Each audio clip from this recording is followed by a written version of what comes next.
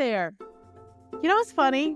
Last week, I was working with a client, an accountant who had just started using AI, and she told me something that made me laugh.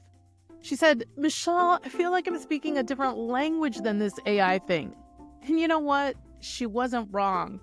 Because there's this one crucial skill that makes the difference between getting AI responses that sound like a robot wrote them and getting responses that actually help your business. And it's called prompting. Stick around until the end because I'm going to share a prompting technique that transformed how the same client uses AI. She went from getting generic, unusable content to responses that her clients actually thought were written by her premium team members. Where AI meets ambition. Hi, I'm Michelle Anderson, and I help small business owners use AI to save time and grow their businesses. Just last month, I worked with over 20 business owners who were all struggling with the same thing.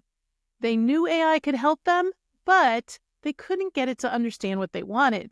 The thing is, even the smartest entrepreneurs sometimes struggle with AI, simply because no one has ever taught them the basics of prompting. Let me show you what I mean. Just yesterday, I was online with someone as they typed this into ChatGPT. Write a social media post about bookkeeping services. And then they looked at me, frustrated, saying, "See, AI just doesn't work for me." The response they got was exactly what you expect. Flat, generic, and obviously written by AI. Now, does this sound familiar? But here's the good news. Prompting isn't complicated. It's a skill you can learn and master. In fact, let me share a quick story. One of my clients, a bookkeeper, went from spending hours writing client emails to getting perfect responses in minutes, all because she learned these 5 key elements I'm about to show you. Before we dive into the examples, let's talk about what prompting actually is. Prompting is simply the art of giving AI clear instructions. It's like writing a detailed job description for an employee. The better your instructions, the better your results will be. When I explain this to my clients, I always say, imagine you're training a new team member who's brilliant, but very literal. They'll do exactly what you ask, no more, no less. That's why prompting is such an essential skill. It's the difference between AI responses that sound robotic and getting ones that actually help your business grow. I learned this firsthand when I was helping a CPA create social media content. Now let me show you how we can build the perfect prompt together using her real situation as an example. Now let's build our prompt step by step, and I'll show you exactly how each element works to create better results. All right, so number 1 is the role or persona. This is where we tell AI exactly who we want it to be. Think of it like casting an actor for a specific role. When we start with something like act as a social media manager with expertise in professional services, we are immediately setting the tone and expertise level we need. This helps AI understand the perspective it should write from. Number 2 is giving it clear instructions. We need to be specific about what we want AI to do. Instead of just saying, write a post, we say something like, create engaging social media posts that highlight our expertise while educating potential clients about our services. Notice how this gives AI a clear purpose and direction for the content. All right, so element number 3 is we want to be detailed in the context. This is where most people fall short. They don't provide enough background information. For our social media example, we'll add something like, these posts are for a CPA firm specializing in small business accounting. Our audience consists of business owners aged 35 to 55 who are looking to scale their businesses and need better financial systems. See how this context helps AI understand exactly who it's writing for. All right, so element number 4 is giving it our desired outcome. We need to specify exactly what we want the end result to look like, including the tone and style. So we could add something like, write in a professional yet approachable tone, positioning us as a trusted advisor rather than just a service provider. Use simple language that makes complex topics easy to understand, and maintain a conversational style that builds connection with the reader. Each post should end with a clear call to action. This helps AI not just what to write, but exactly how to write it, and it presents your brand voice. And so element number 5 is the iterative feedback. Now, this is our secret weapon. We're going to ask AI to review and improve its own work.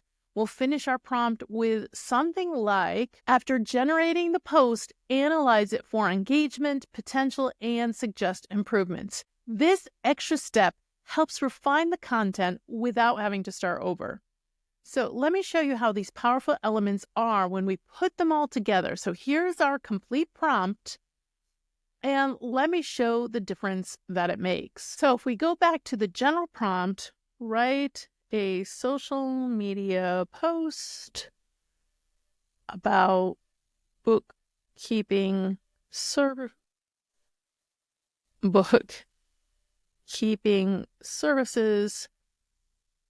and let's see what it comes up with. Now, the difference here is I've already gone in and programmed my GPT with my style guides and brand voice. And if you want to know more about all those hidden settings that most people don't know about, you're going to want to check out the video here in the link.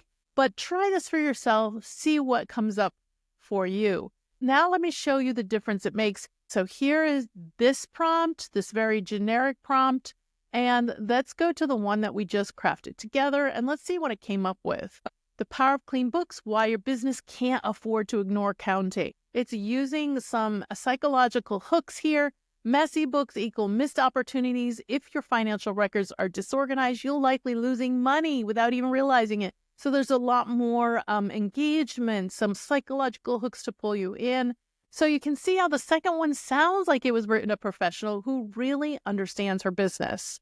Now, I just want to spend a couple minutes talking about the most common mistakes people make when prompting AI. Understanding these will help you avoid the pitfalls that lead to these frustrating robotic responses. So mistake number 1 is just being too vague. Instead of writing, create a social media post about taxes, we want to be specific with something like, create an engaging LinkedIn post about tax deductions for small business owners, focusing on home office deductions. The more specific you are, the better your results will be. You don't want to forget about the tone and the brand voice. Many people focus only on what they want AI to write, but forget to specify how they want it written. So always include guidance about tone, style, and brand voice in your prompts. This is what separates generic content from content sounding like you wrote it. So we can go back to our original prompt here, and we can see where it says, write in a professional yet approachable tone, positioning us as a trusted advisor rather than a service provider. All right, and mistake number 3, I often see people trying to do too much in one prompt. They try to get AI to write 5 different things in a single prompt, and this overwhelms the AI and leads to inconsistent results. Instead, break your request into smaller, focused prompts. For example, rather than asking it to write all your social media posts for the next month, break it down. Have it first come up with an outline or a plan for 30 days, and then have it go one by one and actually write the posts for you, breaking it down so that it can focus on just one at a time. And the same goes for blog posts. Don't try and get it to write the entire blog post all in one go and just copy and paste it. Break it down. And then the other thing to know is that you can actually have a conversation. You can tweak it. If it's not exactly what you want, you can actually ask it to expand. So that's the beauty of a chat, where you can continue working with the AI until you get it exactly the way you want it. So for example, for this post, I might say, can you please let's include some FOMO at the end and expand it. All right. And so it will keep working. And even it gave some suggested improvements. So we can ask it to include, see which one of these do we like? How about adding a statistic? Yeah. So I love here that it's giving me suggested improvements. I can read it here and see if any of these are ones I want it to work and includes. And if I have a real life client success story, I can have it include that and actually give it a little bit of the what that is. And then it will write it. It'll clean it up and write it the way, for example, it says one of our clients cleaned up their books. I discovered they've been overpaying taxes for years. We can include our own client success story in there saying, well, I have this success story.